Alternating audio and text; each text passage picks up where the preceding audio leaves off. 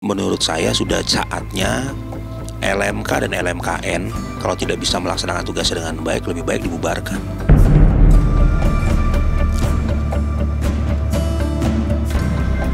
Akar utamanya itu adalah memang sistem tata kelola.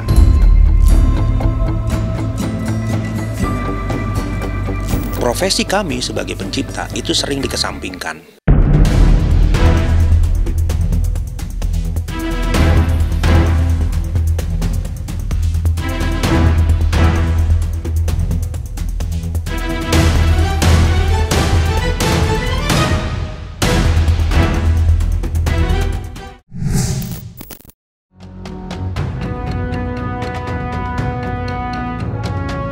Belum selesai polemik kafe dan restoran yang memilih untuk tidak memutar musik karena kekhawatiran ditagih membayar royalti, tiba-tiba sengkarut permasalahan royalti kembali ramai menjadi pembicaraan setelah penyanyi Ari Lasso menyampaikan kritik terbuka terhadap wahana musik Indonesia atau WAMI yang dianggap tidak profesional dalam mengelola royalti.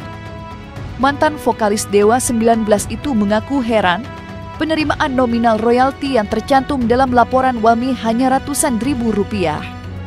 Lebih parahnya, dalam laporan WAMI tersebut, ada dugaan salah transfer ke rekening atas nama orang lain yang tidak ia kenal. Ari Lasso tidak hanya mengkritik kinerja WAMI yang dianggap tidak ketidakprofesionalannya, tetapi juga menilai manajemen WAMI sangat buruk dan tidak transparan. Karena dua hal itulah, pelantun lagu Hampa itu mempertanyakan sistem yang digunakan WAMI dalam mengelola royalti. Dari kejadian ini, Ari Lasso berharap kasus yang dialaminya bisa menjadi momentum untuk memperbaiki ekosistem musik di Indonesia agar lebih adil dan transparan bagi para musisi, terutama kesejahteraan pencipta lagu. Kegusaran Ari Lasso mengenai tidak terbukanya sistem pengelolaan royalti WAMI mendapat tanggapan dari sesama musisi. Trust issue-nya ini udah gede, ya, isu ketidakpercayaan ini udah sangat besar. Jadi menurut saya sudah saatnya LMK dan LMKN ini menurut saya kalau tidak bisa melaksanakan tugasnya dengan baik, lebih baik dibubarkan. Itu, dan diganti dengan teknologi dan metode yang baru, atau perlu mungkin dan kelembagaan yang baru, supaya kelembagaan ini lebih transparan, digitalisasinya jalan, dan semua berkesempatan untuk ngecek penghasilannya berapa sih.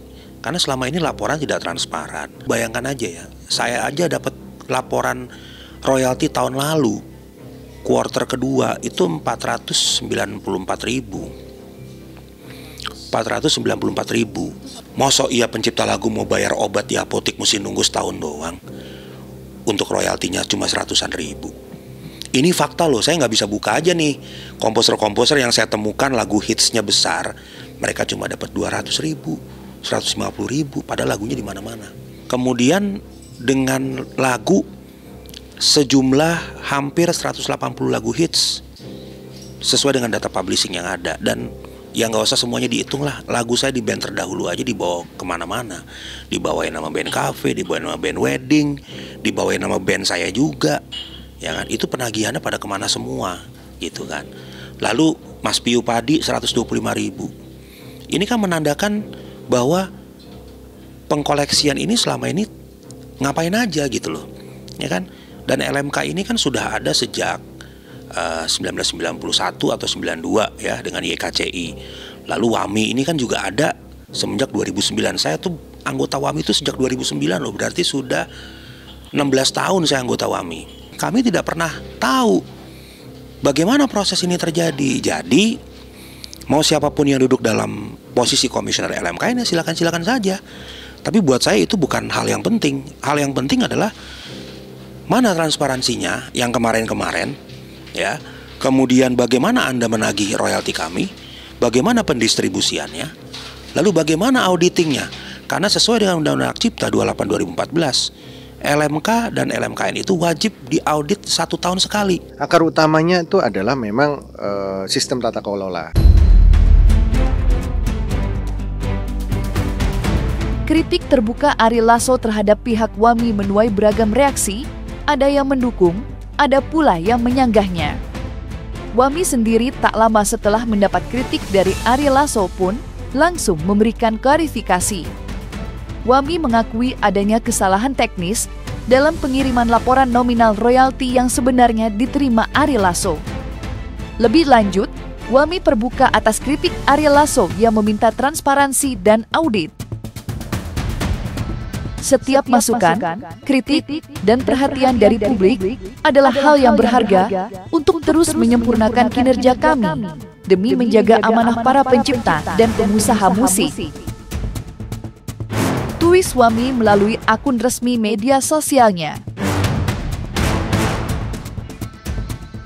Royalti ini kan terus berjalan, nggak memberatkan, nggak bikin bangkrut, dikasih yang wajar, yang semua bisa terima, sosialisasi dengan baik, akhirnya nanti pasti semua bisa terima. Kalau sekarang kan akhirnya udahlah gue pakai ini aja, pakai musik yang nggak kena copyright gitu. Ada juga teman-teman musisi aja masih banyak yang mau membebaskan lagunya, padahal secara sistem tuh semuanya udah diatur gitu. Itu karena informasinya itu masih belum pada paham semua gitu. Jadi ada baiknya memang kementerian sudah bicara, DJKI juga udah bicara, kita dari visi aksi juga ya terus menyuarakan ini supaya nanti semuanya paham. Begini loh aturannya, yang bayar ini, skemanya seperti ini.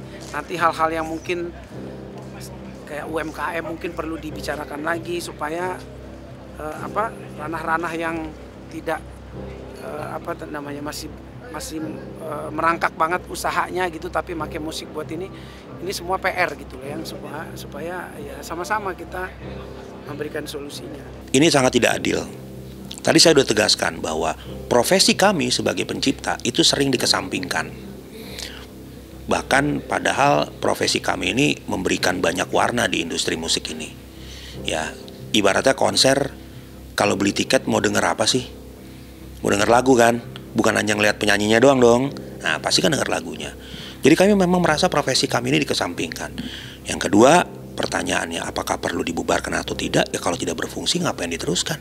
Sebenarnya sekarang sudah lebih terbuka ya, lebih jelas. Memang masalah hak cipta ini kita harus belajar sama-sama. Makanya ini sebenarnya yang dibutuhkan tuh diskusi, terus sosialisasi paling penting juga buat masyarakat.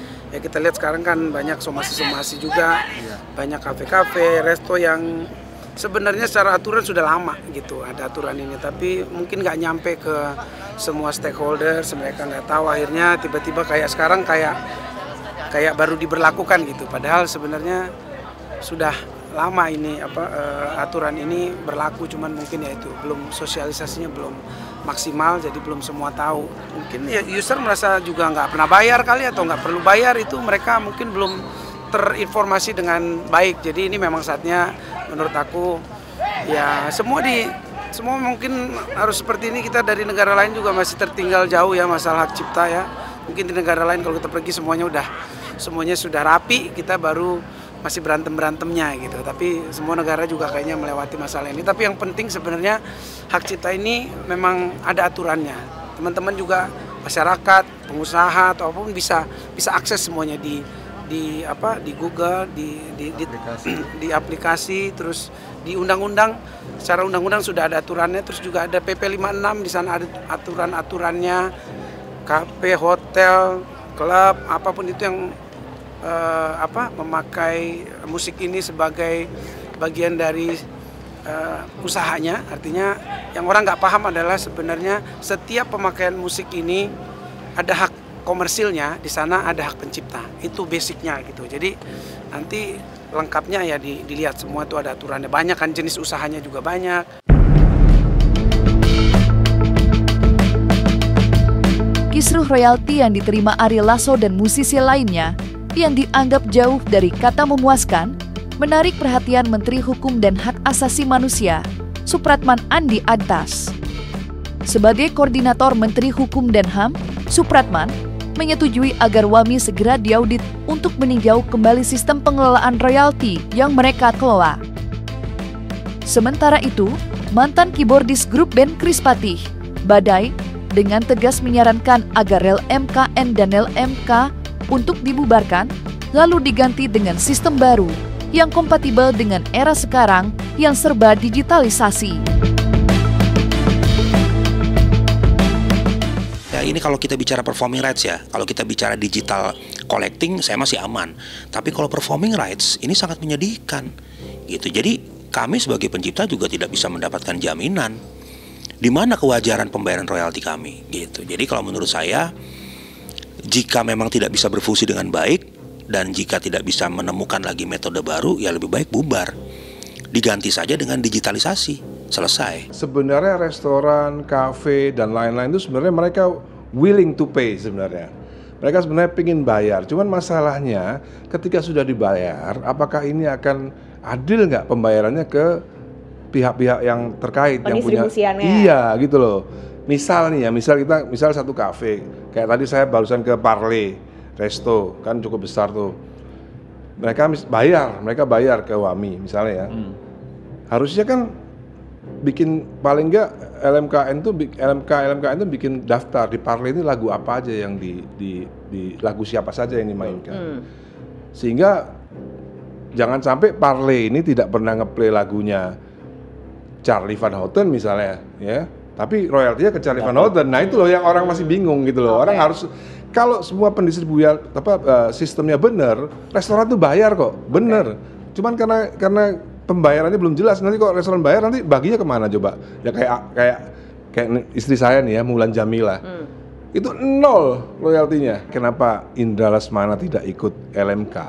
Karena LMK itu menagih semua, ditagih. Tapi mereka yang tidak tergabung dalam LMK ya nggak dapat duit. Gitu loh. Jadi Indra Lesmana nggak mau dia masuk ke Wami karena apa? Karena dia ngerasa dia mendapatkan hak yang bukan haknya dia kadang-kadang. Hadirnya Peraturan Menteri Nomor 27 Tahun 2025 ini adalah ingin memberikan kesejahteraan, dan itu sebenarnya hakikat daripada seluruh undang-undang. Kesejahteraan kepada para pencipta, kepada pemegang hak cipta dan pemilik hak terkait. Oleh karena itu di dalam peraturan menteri yang baru lahir ini ada beberapa hal baru ya, kita nanti juga tidak ditanya, ada beberapa hal baru yang saya sempat catat itu kurang lebih ada 5 atau 4 yang sangat penting. Kecilnya nominal royalti yang diterima sejumlah musisi membuat publik miris. Transparansial MKN, Daniel MK pun dipertanyakan bagaimana mereka menarik royalti dan mendistribusikannya pada pencipta lagu. Lantas seperti apa hitung-hitungan royalti yang ditetapkan oleh MKN? Dan berapa persen yang diterima pencipta lagu jika lagu ciptaannya dinyanyikan dalam suatu event atau tempat hiburan? Ini berarti kan kita ngomong dari aturan ya, dari aturan yang ada terakhir nih, keputusan Menteri tahun 2016. Yang sampai hari ini belum ada perubahan, yaitu tarifnya cuma 2% dari harga tiket masuk sama dari total produksi acara jika acaranya gratis. Nah, ambil kata harga tiket masuk 20 juta. Oke, satu event nih 20 juta. 2%-nya berarti 400.000. 400.000 itu bukan satu lagu kan, tapi adalah gelondongan berapa lagu yang dibawakan pada hari itu. Ambil kata 10 lagu lah ya, berarti 400.000 bagi 10 dong. Yaitu berapa? 40.000 kan? 40.000 satu lagu. Artinya kalau lagu saya cuma 1 biji doang dibawain, berarti saya cuma dapat 40.000. Nah, 40.000 itu pun tidak ada jaminan bayarnya. Apakah event organizer terintegrasi dengan aturan LMK? Apakah event organizer mendaftarkan lagu-lagu itu kepada LMK untuk diurus lisensinya? Faktanya adalah lisensi itu selalu diurus belakangan setelah konser berlangsung. Padahal at the time penyanyi dapat bayaran, makeup artis dapat bayaran, panggung dapat bayaran, kru dapat bayaran, tukang jual kopi juga dapat bayaran. Tapi yang tidak dapat bayaran siapa? Komposer, karena lisensinya diurus belakangan. Nah jadi kalau 2% ini dijalankan dengan baik dan asumsi 1.000 konser aja per tahun, mungkin saya pencipta lagu yang hitsnya banyak, saya mungkin bisa dapat miliaran. Pernyataan salah satu anggota komisioner MKN yang menyebut suara burung dapat dikenakan royalti menuai tanggapan dari sejumlah kalangan. Pernyataan itu ia sampaikan dalam konteks munculnya fenomena kafe dan restoran yang memilih untuk tidak memutar musik atau lagu karena cemas ditagih untuk membayar royalti. Statement Komisioner LMKN sontak saja dianggap blunder oleh sejumlah kalangan. Dan apa tanggapan Badai sebagai musisi atas pernyataan-pernyataan dari LMKN yang dianggap keliru hingga memantik perdebatan di tengah masyarakat? Kalau suara burung itu, misalkan saya punya pelihara burung nih di rumah. Ini kan saya kasih contoh yang gampang supaya netizen ini mengerti. Saya punya burung murai misalkan gitu ya. Tiba-tiba saya ambil handphone saya rekam nih, dia lagi gitu-gitu segala macam ya. Terus suara burung itu saya taruh di Spotify. Oke? Tanpa musik, tanpa apapun, cuma suara burung tok. Menurut saya itu tidak perlu kena royalti. Kenapa? Karena tidak ada basic aransemen, basic musik, basic pendukung yang bisa mengenakan royalti tersebut. Paham nggak sampai sini?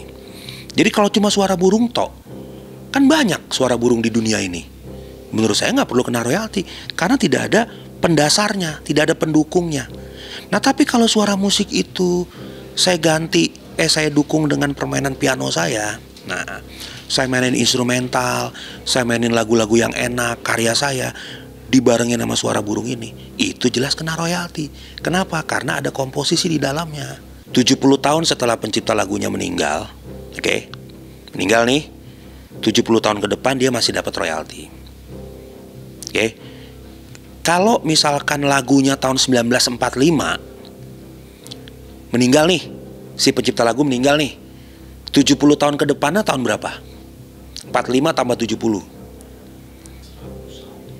1000 berapa? 945 tambah 70 berarti 1955 enggak 1980-an ya, 1980-an lah katakan gitu ya. Nah setelah 1980 kalau tidak dilakukan perjanjian ulang dia bebas royalti, baru namanya public domain. Jadi perlu dipertanyakan Indonesia Pusaka itu dicetaknya tahun berapa, itu harus dicek. Nah penciptanya masih ada nggak? Oke, ahli warisnya ada nggak yang ngurusin? Nah kalau ahli warisnya ada dan ada perjanjiannya, kalau dipakai dalam ruang publik dan itu mendatangkan manfaat komersial, memang wajib dibayar royaltinya. Saya ngomong sesuai aturan loh, ya.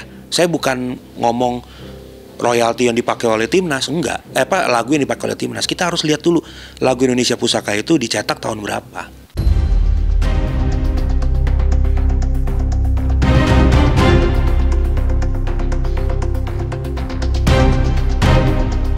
Nah, selesai sudah Cumi Lovers. Jangan lupa untuk like, subscribe, dan juga share channel YouTube Cumi Cumi.